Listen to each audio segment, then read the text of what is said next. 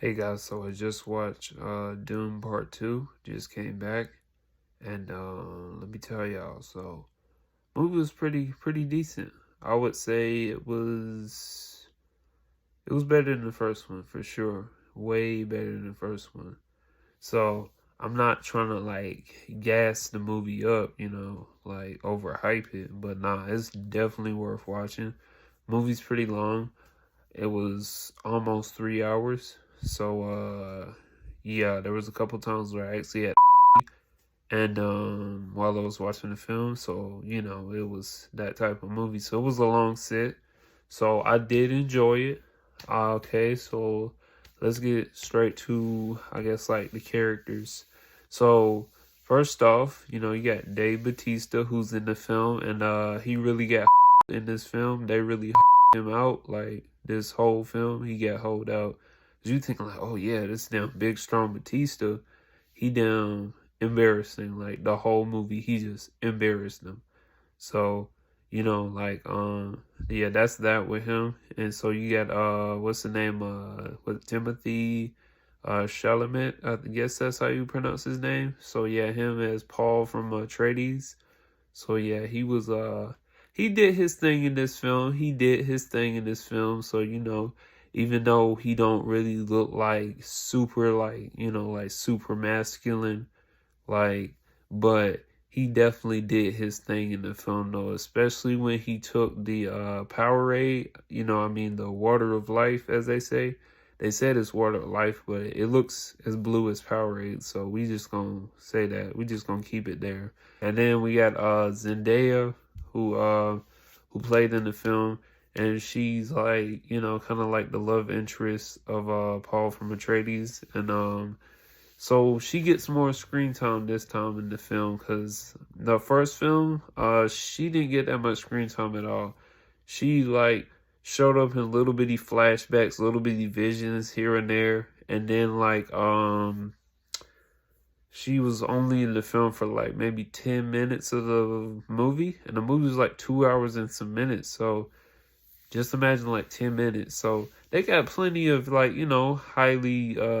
highly paid cast members I guess in the film, and so she does have a lot more hands on. She has more like action scenes, so it was pretty interesting. It's like, okay, what, I tolerate her in this film. I actually tolerated her in this film. I feel like they should have called this movie, instead of Dune Part 2, they should have called it Dune Get It Out the Mud or Get It Out the Sand. You see what I mean? Because that's basically what Paul does throughout the movie.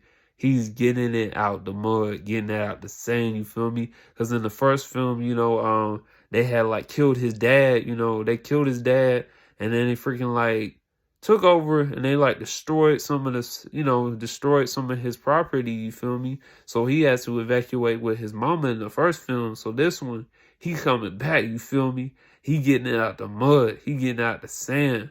So it's especially awesome when he learns how to tame the sandworms and like, pretty much ride the sandworms, like use them as transportation. Because that's basically what he does like through the film. And when I was watching the movie, the only thing I could think of the whole time while watching the film was the Alaskan bullworm from SpongeBob. So that was really what came to mind every time I saw the scenes with the giant sandworm. And then we got the actor Austin Butler, I believe that's his name. So yeah, he plays I think it's Fade. I think that's how you pronounce his name, Fade Rotha.